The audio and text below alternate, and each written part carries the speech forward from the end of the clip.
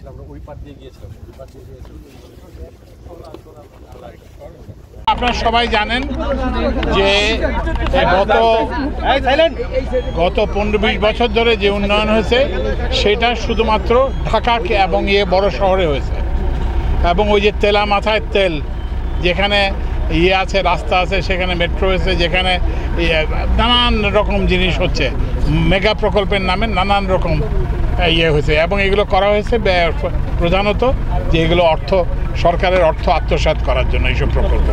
তো এখন আমরা উন্নয়নের ইয়েটাকে, যে বর্তমান অন্তর্বর্তীকালীন সরকার এবং বিশেষ করে আমাদের আপনাদের এলাকার কৃতি সন্তান আমাদের মাননীয় নৌপরিবহন উপদেষ্টা সহ আমরা এইসব উন্নয়নকে, যেসব এলাকায় উন্নয়নের কোনো ছোঁয়া লাগে নাই সেই সব জায়গায় আমরা নিয়ে যেতে চেষ্টা করি।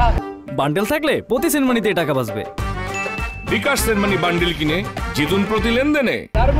তো উনি এই যে আমিও একটা আপনাদের মতো একটা অবহেলিত এলাকার সন্তান, সন্দ্বীপ এরিয়ে, সেখানে আমরা একটা ফেরি সার্ভিস চালু করছি এবং সেখানেও কিন্তু এই যে এক শ্রেণীর লোক বাধা দিয়েছে। সুতরাং আপনারা এখন করতে হবে কি, আপনারা কি উন্নয়ন চান কি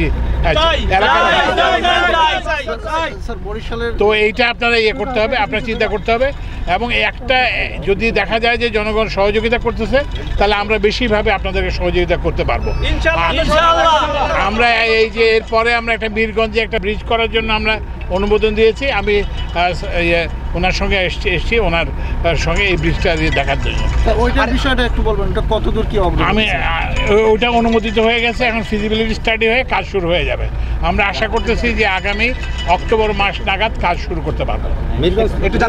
ভোলা বরিশাল ব্রিজটাও নাকি ভোলা বরিশাল ব্রিজ করার জন্য হয়েছে, সেটা আরেকটু সময় লাগবে, সেটা দীর্ঘ প্রকল্প। এটার অর্থায়ন আমরা নিশ্চিত করার চেষ্টা করতেছি এবং অর্থায়নটা নিশ্চিত হওয়ার পরে এটার একটা সম্ভাব্যতা যাচাই হবে, কি ব্রিজটা কীভাবে হবে, কোন জায়গা থেকে কোন জায়গায় যাবে, এগুলো নির্ধারিত হলে আমরা এটারও কাজ শুরু করব। আপনি জানেন এই পলি কোত্থেকে আসে? এই এখন বর্ষা হবে তো, এখন সব পলি হিমালয় থেকে আসবে। এটা আমাদের দেশে, এটা আপনি অ্যাভয়েড করতে পারবেন না।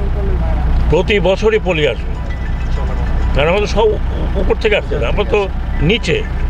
তো হিমালয়ের থেকে যে যে বরফগুলো গলে, সেটা আস্তে আস্তে আস্তে আস্তে আছে।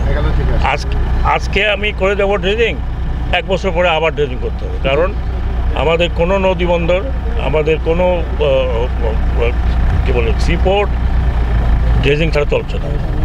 তার কারণ হচ্ছে যে আমরা পলি পাচ্ছি। আপনারা সায়েন্টিফিক কাউকে জিজ্ঞেস করবেন কত লাখ টন পলি প্রতি বছর বাংলাদেশের ভিতরে